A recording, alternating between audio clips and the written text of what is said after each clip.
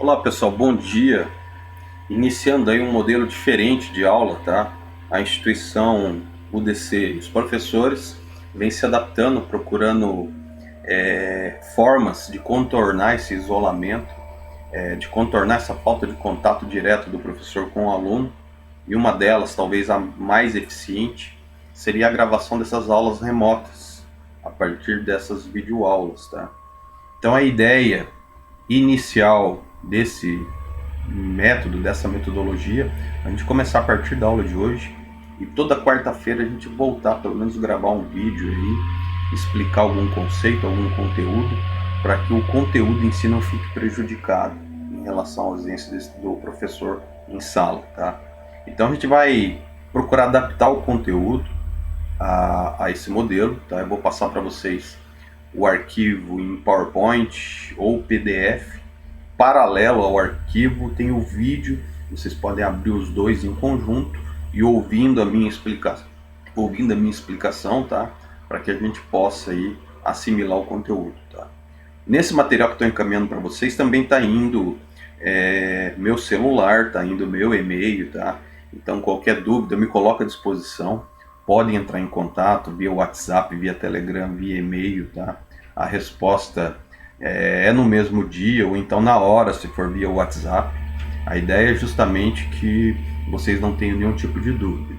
Eu sei que é complicado muitas vezes, principalmente nessa parte de medição, a gente trabalhando sempre com aula em vídeo ou aula teórica, sem colocar em prática o conceito, tá?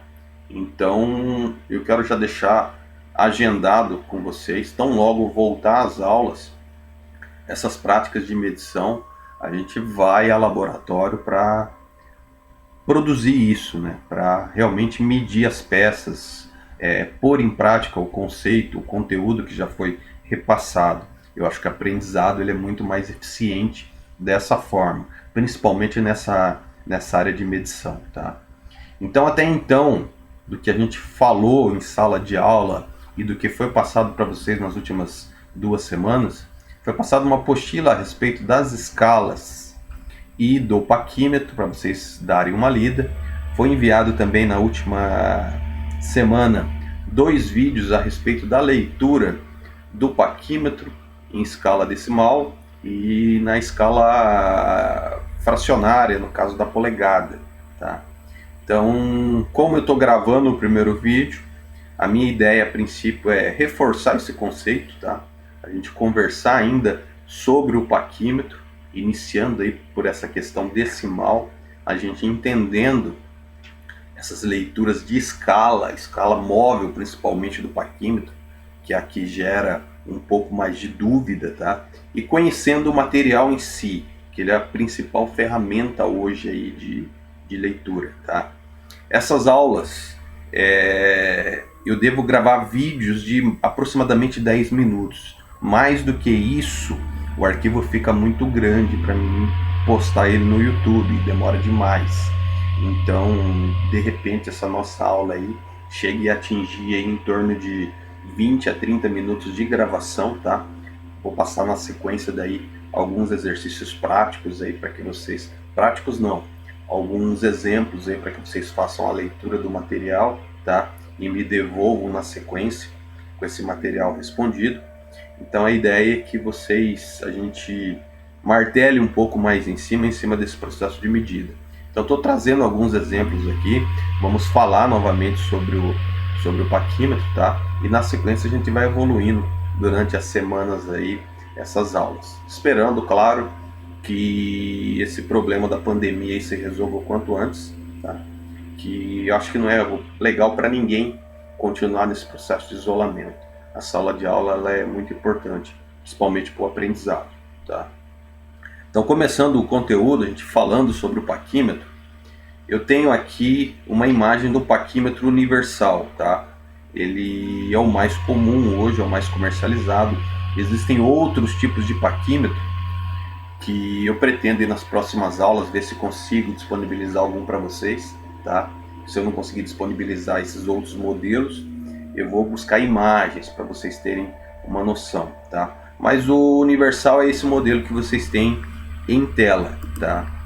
Então a gente tem aqui, por exemplo, as peças que compõem o paquímetro e o nome delas, né? A gente tem a orelha móvel e a orelha fixa, tá? Que é destinada aí para medição principalmente de diâmetros internos, tá? Furos, por exemplo.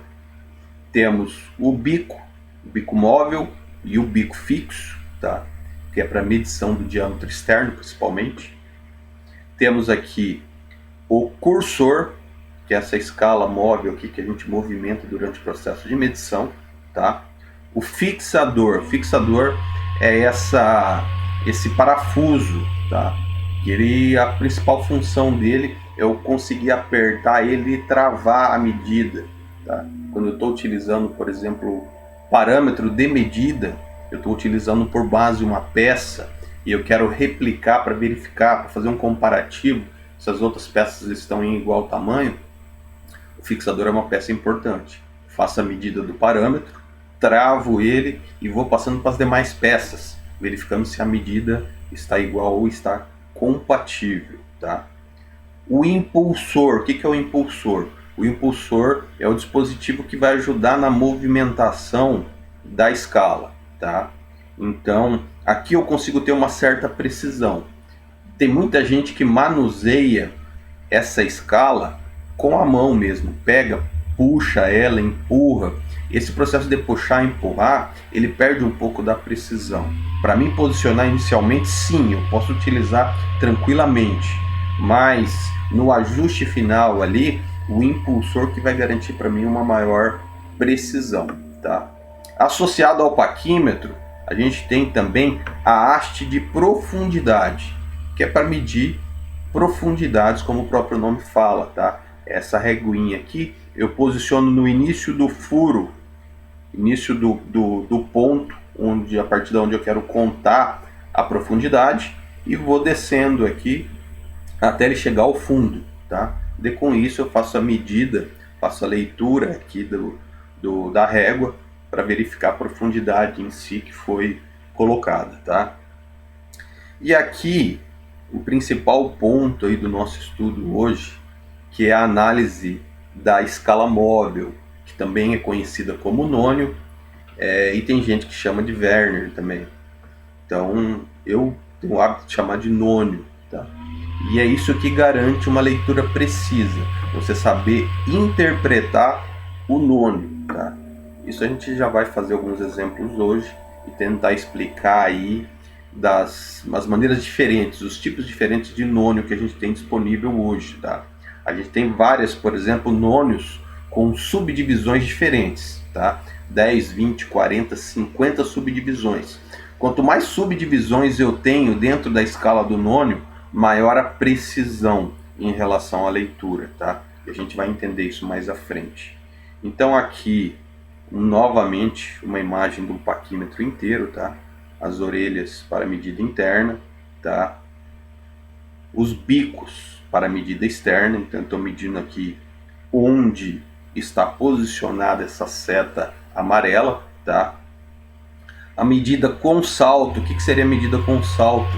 Eu tenho o posicionamento dessa régua fixa aqui na parte de cima e movimento essa escala na parte de baixo. Ele vai encostar aqui no nível diferente e devo ter a medição da leitura a partir desse ponto, tá? E aqui a medida de profundidade, que conta do início do furo até o término dele. Então seria basicamente os 4 tipos aí de medidas possíveis aí da gente trabalhar com o paquímetro. Aqui um exemplo, né, de peças, por exemplo, como a gente faria a medição de peças, tá? Uma medição interna. Então, a partir das orelhas, encosta a parte fixa e movimenta ali a parte móvel da orelha, tá? Então, parede com parede interna. E a leitura a partir do ponto 0 aqui, ó. Eu faço a leitura do 0, ele vai mostrar aqui para mim qual que é a abertura a medida da abertura deste furo, tá?